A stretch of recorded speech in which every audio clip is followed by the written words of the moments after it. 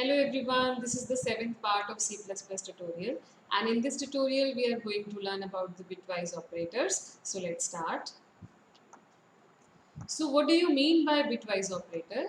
These operators are used for testing the bits or shifting them either from right to left or left to right. So bitwise operators क्या करते हैं? Bitwise operator always work with the bits of the memory. Bits क्या होता है? Memory unit को जो सबसे least unit होता है उसे हम bit कहते हैं. So bit क्या माना जाएगा? एक छोटा सा small box जो एक सिंगल डिजिट को स्टोर करने के लिए यूज किया जाता है. कौन सा डिजिट स्टोर करेगा? ये बाइनरी डिजिट को. बाइनरी डिजिट कौन कौन से होते हैं? 1010 की फॉर्म में होते हैं.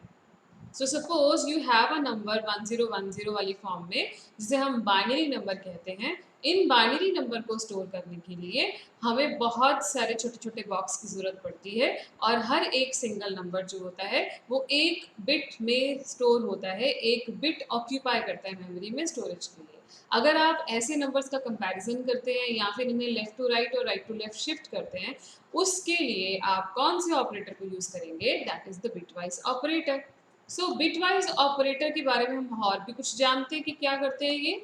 These operators are used to manipulate the bits of the integral operands. Integral operands का मतलब हुआ कि ये हमेशा जिनका डेटा टाइप कैर या इंट होता है उन्हीं के साथ वर्क करते हैं. इंट की फर्दर कैटेगरीज होती है शॉर्ट इंट, लॉन्ग इंट. ठीक है. सो शॉर्ट इंट क्या होता है? वो भी होल नंबर्स को स्टोर करता है, बट उसकी स्टोरेज कैपेसिटी इंट से थोड़ी कम होती है. और लॉन्ग इंट क्या करता है? वो भी होल नंबर को स्टोर करता है, उसकी स्टोरेज कैपेसिटी इंट से थोड़ी सी ज़्यादा होती है. इसका मतलब वो बिग होल नंबर्स को स्टोर करने के लिए यूज़ होता है. तो जितने भी इंटीग्रल ऑपरेंड्स होते हैं उनके बिट्स को कंपेयर करने के लिए बिटवाइज ऑपरेटर जो है वो यूज़ होता है. सो अब हम देखते हैं कि कौन कौन से ऑपरेटर्स बिटवाइज की कैटेगरी में आते हैं. सो हम सबसे पहले पहला ऑपरेटर देखेंगे, दैट इज एंड, जिसे क्या कहा जाता है? Bit wise and. इसको कैसे लिखा जाता है? एम्परसेंड का सिंबल होता है, उसे हम इस तरह से लिखते हैं. नेक्स्ट कौन सा होता है? एक सिंगल पाइपलाइन बनती है और इसे हम कहते हैं बिटवाइज और. नेक्स्ट कौन सा होता है? नेक्स्ट हम देखेंगे कि ये एक्सपोनेंट का सिंबल कई बार इसे कहा जाता है, जिसे हम बिटवाइज एक्सक्लूसिव और कहते हैं. नेक्स्ट कौन सा सिंबल है? टिल्ड साइन, जिसे हम बिटवाइज वंस कॉम्प्लीमेंट के नाम से जानते हैं. नेक्स्ट है shift left, and the last one is shift right. All these operators are bitwise operator. So हम एक एक करके सबको समझना शुरू करेंगे. आज के इस लेक्चर में हम तीन ही ऑपरेटर्स को कवर करेंगे. नेक्स्ट तीन ऑपरेटर्स को देखने के लिए आपको मेरी नेक्स्ट वीडियो का वेट करना पड़ेगा. So let's start the bitwise and.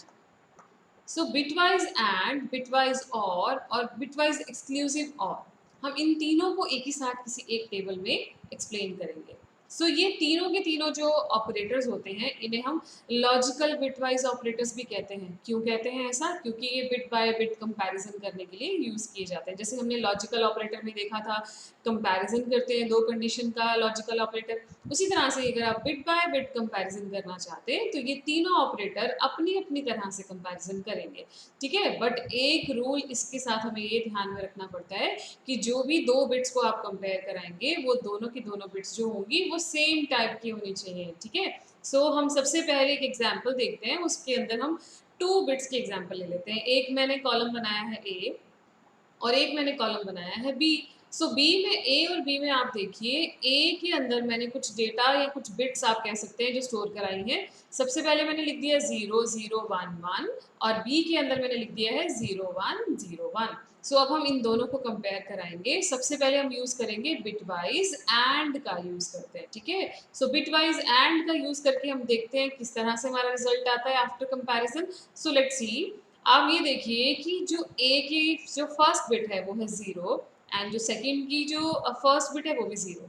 जब दो 0 आपस में कंपेयर होते हैं, दोनों के दोनों यूनिट क्या हुए? Of. 0 means of, 1 means on. तो अगर ये दोनों के दोनों यूनिट हमारे दोनों बिट्स जो ऑफ हैं तो हमारा रिजल्ट क्या आएगा?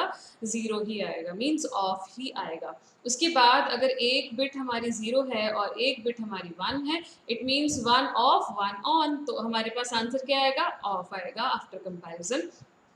उसके बाद एक बिट हमारी ऑन हो चुकी है और एक बिट हमारी ऑफ हो चुकी है। फिर आफ्टर कंपैरिजन एंड को क्या चाहिए, दोनों जब तक ऑन नहीं होंगी वो ऑन आंसर हमें देगा ही नहीं, तो इसमें भी हमारा आंसर ऑफ ही आने वाला है।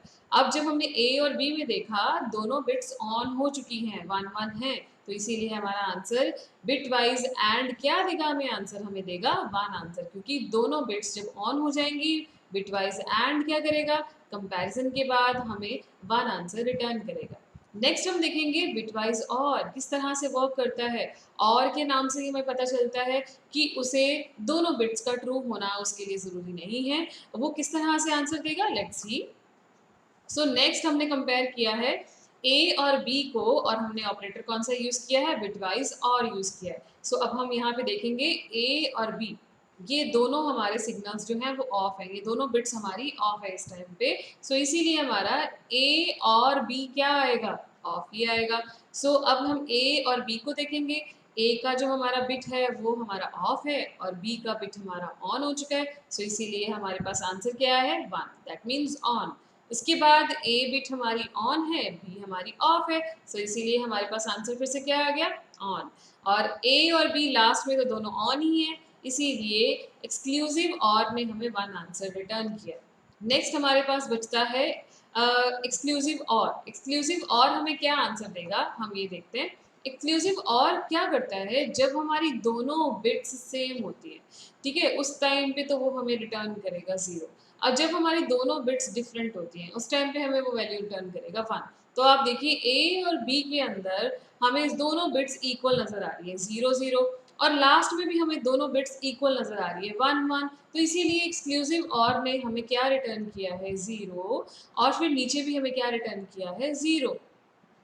अब यहाँ पे देखिए 0 और 1 है आंसर, यहाँ पे 1 और 0 है इसके अंदर बिट्स, तो इन दोनों का आंसर क्या आएगा, इन दोनों का आंसर आएगा 1 1।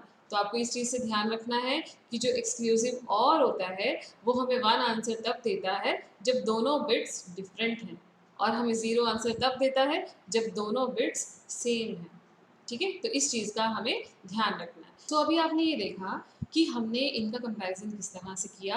अब हम इनको और भी एक्सप्लेन करेंगे with the help of one example. So let's see the example.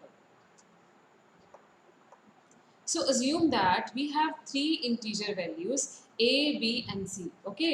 और हमारे पास a की वैल्यू है 18, b की वैल्यू है 25, और हमें अभी c को कैलकुलेट करना है। तो c को कैलकुलेट करने के लिए आप अज्यूम कीजिए हम c के अंदर a और b का बिटवाइज एंड स्टोर करवाना चाहते हैं। सो आप ये देखिए कि हमने a को बाइनरी रिप्रेजेंट अगर किया है तो बाइनरी इक्विवेलेंट a का क्या है, बाइनरी इक्विवेलेंट 0 0 0 0 0 0 0 0 1 एंड 0 0 1 0, ठीक है।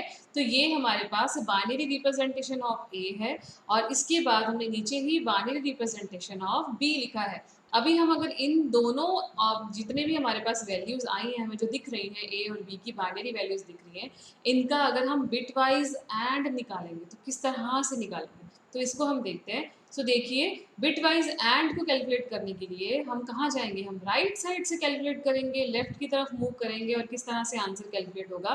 तो ये हमारा आंसर है। कैलकुलेट कैसे किया, हम देखेंगे सबसे पहले राइट मोस्ट ऑपरेंड्स को देखेंगे, 0 और 1 को देखेंगे। अगर हमने ए बिटवाइज बी कैलकुलेट करना है एंड, ठीक है, तो हम उसको किस तरह से देखेंगे, हमें ये 1 आंसर कब देगा, जब हमारे दोनों ऑपरेंड्स जो हैं और वो 1 होंगे तभी हमारे पास 1 आंसर आएगा। तो यहाँ पे 0 और 1 हमें क्या रिटर्न करेगा, 0, 1 0 क्या रिटर्न करेगा, 0, 0 0 तो ऑब्वियसली 0 ही आएगा, 0 1 विल बी क्या आएगा, 0। जहाँ पे 1 1 है, इट मीन जहाँ पे दोनों के दोनों बिट्स हमारे ऑन है वहीं पे हमारे पास 1 रिसीव होगा, और बाकी सारी बिट्स हमारी 0 ही रहेंगी, क्योंकि आफ्टर कंपैरिजन उन्हें 0 ही आना है। सो इस तरह से हम कैसे कैलकुलेट करते हैं, बिट बाय बिट इस तरह से कैलकुलेट करते हैं। हम जो भी नंबर देखते हैं, जैसे 18 नंबर हमने देखा या 25 देखा, उस नंबर को बाइनरी इक्विवेलेंट पहले निकालना पड़ेगा और उसके बाद उसका कंपैरिजन करना पड़ेगा। बाइनरी इक्विवेलेंट कैसे निकलता है, ये नंबर सिस्टम का पार्ट है। अगर आपको वो सीखना है तो आप कमेंट सेक्शन में मुझे बताइए, अगर आप सीखना चाहते हो तो मैं श्योरली आपको वो भी समझाऊंगी, ठीक है।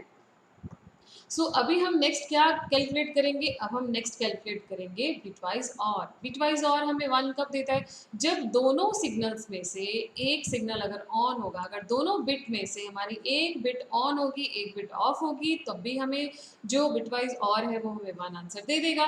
तो इसी तरह से हम कैलकुलेट करते हैं। राइट मोस्ट ऑपरेंड्स को देखते हैं। 0 1 will be 1, 1 0 1, 0 0 will be 0, 0 1 1, 1 1 1, and सारी बाकी की जितनी भी बिट्स हैं वो 0 ही आएगी, क्योंकि 0 को कंपैरिजन जब 0 के साथ होगा तो ऑब्वियसली हमारा आंसर जो है वो 0 ही आने वाला है।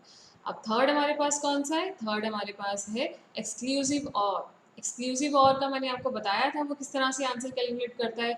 जब दोनों की दोनों बिट्स इक्वल होंगी तब हमारे पास क्या आंसर आएगा, तब हमारे पास आंसर आएगा 0। और जब दोनों बिट्स डिफरेंट होगी तब हमारे पास आंसर क्या आएगा, 1। तो उसी तरह से हम देखेंगे, 0 और 1 का कंपैरिजन कराया तो 1 आया, दोनों बिट्स डिफरेंट है तो 1 आंसर आ गया। 1 और 0 का करवाया तो भी 1 आ गया। 0 0 का कंपैरिजन कराया 0 आया। 0 1 का कंपैरिजन करवाया 1 आ गया। अब जब 1 और 1 का कंपैरिजन करा रहे हैं तो भी हमारे पास 0 आ गया। क्यों, क्योंकि ये एक्सक्लूसिव और है और यही इसका वर्किंग स्टाइल है। सो ये मैंने आपको एग्जांपल्स बताई हैं कि पहले एक्सप्लेनेशन दी है, फिर उसके बाद एग्जांपल से भी आपको समझाने की कोशिश की है।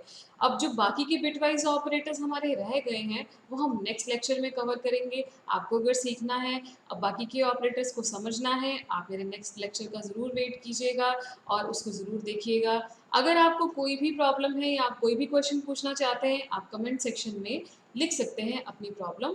मैं श्योरली उसका आंसर जो है वो जल्दी से जल्दी देने की कोशिश करूँगी। I hope this is clear to you all. Thank you so much.